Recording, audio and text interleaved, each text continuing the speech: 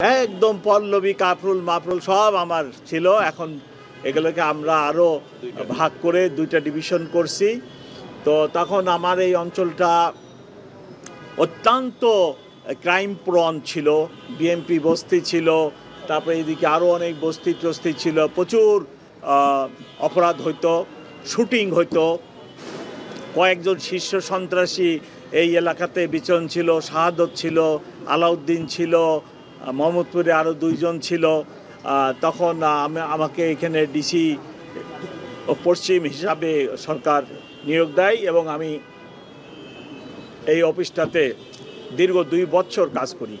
তো সেই স্মৃতি ভুলবার নয়, তাই আমি ওই স্মৃতি এবং এই বাসাটা দেখার জন্য মূলত আসছি। এবং এখন এটা ডিসি তেজগাঁও অফিস, এই বাসাটা দেখায় আমার মূল উদ্দেশ্য, এবং এলাকার খোঁজখবর নিতে, এই বিভাগের ক্রাইম সিচুয়েশনটা কি ওটাও আমি জানতে আসছি। এটাই আমার মূল উদ্দেশ্য।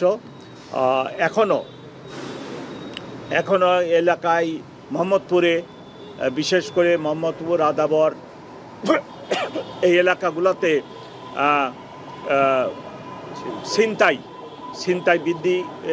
খুবই বৃদ্ধি পাইছিল মাসখানেক বা 20-25 দিন, 1 মাস আগে।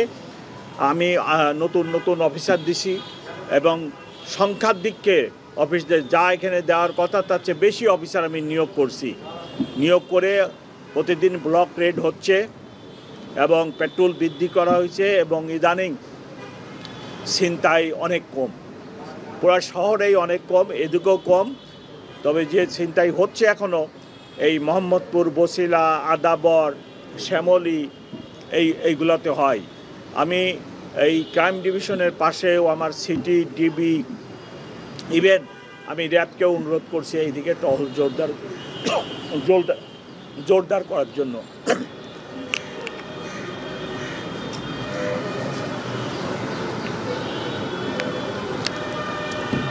তো আমি আশা করি যে ছিনতাই অচিরেই বন্ধ হবে এবং আমরা সেই চেষ্টা চালাই যাচ্ছি। এখন আপনারা যদি 1-2টা কথা জানতে চান, আমি জবাব দিতে রাজি। কমিশনার, আপনার এই নতুন ভবনের উদ্বোধন করলেন, আপনাকে স্বাগত জানাচ্ছি। আমাকে আমার মুখস্থ নেই, আমার পরিসংখ্যান দেখে বলতে হবে। আমার আনুমানিক ধারণা নেই। আমার পরিসংখ্যান আছে অফিসে, কোন ইউনিট ক্ষতিগ্রস্ত হয়েছে।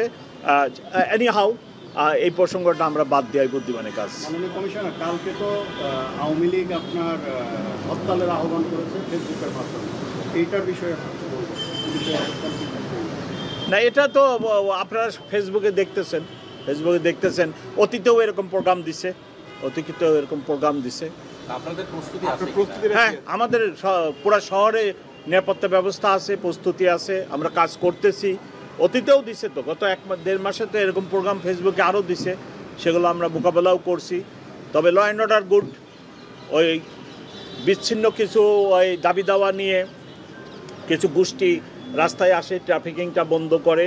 ইহা ব্যতীত ল অ্যান্ড অর্ডার গুড, ছিনতাই কমে গেছে এবং অন্যান্য অপরাধও সিগনিফিক্যান্ট নেই। সিগনিফিক্যান্ট থাকলে তো আপনারাই পেপারে পত্রিকায় দিতেন। আপনার সিগনিফিক্যান্ট কোনো অপরাধ হচ্ছে বা ঘটনা হচ্ছে, এটা কিন্তু পেপার পত্রিকায় দেখবেন নাই। আমাদের এখন যেটা মূল সমস্যা সেটা হলো যে নানা গোষ্ঠী আপনার তাদের দাবি দাওয়া নিয়ে রাস্তায় নামতেছে এবং রাস্তায় নেমে রাস্তার ট্রাফিকটা বন্ধ করে মানুষের ব্যাপক সাফারিংস হয়। আমি একাধিকবার রিকোয়েস্ট করছি যে আপনারা এই কাজটা করবেন না, মানুষের অনেক কষ্ট হয়। আজকেও আমি রিকোয়েস্ট করতেছি যে দাবি দাওয়া আদায়ের স্থান রাস্তা হতে পারে না। আপনারা দাবি দেওয়া সংশ্লিষ্ট কর্তৃপক্ষের কাছে যে টেবিলে বসে সমাধান করেন। মানুষকে কষ্ট দিয়ে, ঢাকাবাসীকে কষ্ট দিয়ে দাবি আদায় খুবই একটা মর্মদায়ক ঘটনা। প্রেগন্যান্ট লেডি যেতে পারে না, অসুস্থ লোক হাসপাতালে যেতে পারতেছে না, একটা লোক প্লেনে ঠিকমতো প্লেনে উঠতে পারতেছে না, নানা জটিলতা। এই ভঙ্গুর ট্রাফিক ব্যবস্থার মধ্যে যদি প্রতিদিন, ইভেন গতকালও আপনারা দেখছেন সিএনজি ড্রাইভাররা সকালে রাস্তায় ঢাকা শহরের অনেক জায়গা রাস্তা ব্লক করে দিয়েছে। শাহবাগে প্রতিদিন, গতকালকেও আমি নিজে গতকাল শাহবাগে গেছি, শিক্ষকদেরকে রিকোয়েস্ট করছি যে আপনারা জাদুঘরের সামনে এখানে বসে থাকেন, আমি কিচ্ছু বলবো না, আমার অফিসাররা আপনাকে কিচ্ছু বলবে না, আপনি সারাদিন বসে থাকেন, কিন্তু দয়া করে আমার এখানে যে আমার ট্রাফিকটা বন্ধ করেন না। কিন্তু ওনারা তো শুনেন না, আপনারা তো খালি আমাদের নেগেটিভ দিকগুলো দেখান। আমার লোকেরা পানি মারছে সেটা দেখান, আমার লোকেরা গ্যাস মারছে দেখালেন, আজকেও পত্রিকায় দেখেন। কিন্তু ওনাদেরকে যে আমরা বারংবার রিকোয়েস্ট করতেছি, আমি কমিশনার নিজে শাহবাগ মরে গেছি এবং তাদেরকে বলছি, বাবা সোনারা ট্রাফিকটা ডিস্টার্ব করে না, তো যা এখানে বসে থাকো, সারাদিন বসে থাকো, কিন্তু ওনারা শোনেন নাই। এই ব্যাপারে কি আপনারা সরকারের সাথে কথা বলছেন কিনা? মানে না, এখন সরকারের সাথে কথা বলার সব ডিপার্টমেন্ট মন্ত্রণালয়ের সাথে পুলিশের ধারে কথা বলার দায়িত্ব তো পুলিশের না। আমি ওই কথাটাই বলছি যে সবকিছু পুলিশকে নিয়ন্ত্রণ করতে হবে। হ্যাঁ, এটা শিক্ষা মন্ত্রণালয় করুক, যে ইন্ডিভিজুয়াল মন্ত্রণালয়গুলো তাদের সমাধান করলে আমাদের রাস্তায় ঝামেলাটা কম হয়। তো আমরা ওনাদেরকে রিকোয়েস্ট করি। তিতুমিরের কলেজের ব্যাপারে শিক্ষা মন্ত্রণালয়কে রিকোয়েস্ট করার পরে জয়েন্ট সেক্রেটারি একজন যায়, কথা বলে সমস্যার সমাধান করা হয়েছিল। আমরা সবসময় ওনাদেরকে রাস্তায় রেখে আমাদের পুলিশের লোক, তাদের দুজন প্রতিনিধি নিয়ে ওই মন্ত্রণালয়ের উপদেষ্টা, মাননীয় উপদেষ্টা অথবা সচিব মহোদয় বা অন্যদের সাথে যোগাযোগ করে দিই। এই দায়িত্বটা আমরা করি। মাননীয় কমিশনার, আমি তো আসি যে এই যে ফেসবুক ভিত্তিক যে কর্মসূচিগুলো দিচ্ছে, এটাকে আপনারা কিভাবে দেখেন আসলে এই কর্মসূচি? আগামীকালের হরতালের কর্মসূচিতে যেটা দিচ্ছে, এখন আপনার হলো মিডিয়ার যুগ, দিতেই পারেন। এটার ব্যাপারে আগামীকালের কর্মসূচির ব্যাপারে কোনো প্রস্তুতি আছে কিনা আপনাদের? অল আউট প্রস্তুতি আছে, আবার ডিপ্লয়মেন্ট থাকবে, কোনো নেই, আপনারা আশঙ্কিত হবেন না, কোনো কিছু ঘটবে না। Thank you. লাস্ট একটা কোশ্চেন, ডেভিল হান্ট নিয়ে এখানে আসলে পুলিশের ভূমিকাটা কি, কিংবা কতটুকু? পুলিশেরও মেইন ভূমিকায়, আমরা তো যৌথ বাহিনী তৈরি করা হয়েছে আমাদেরকে অ্যাসিস্ট করার জন্য।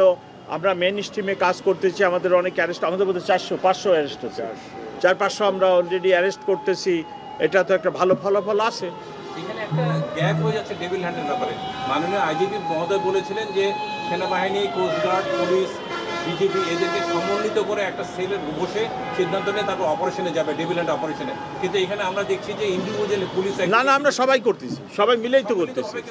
হ্যাঁ, সম্মিলিতভাবে হচ্ছে। আমরা সবাইকে ডাকি, যে সমস্ত এজেন্সির লোক পাওয়া যায় সাথে করে ডাকে নিয়ে যাই। তো আমরা সম্মিলিতভাবে, আমাদের কন্ট্রোল রুম সম্মিলিতভাবে চলতেছে, সম্মিলিতভাবে।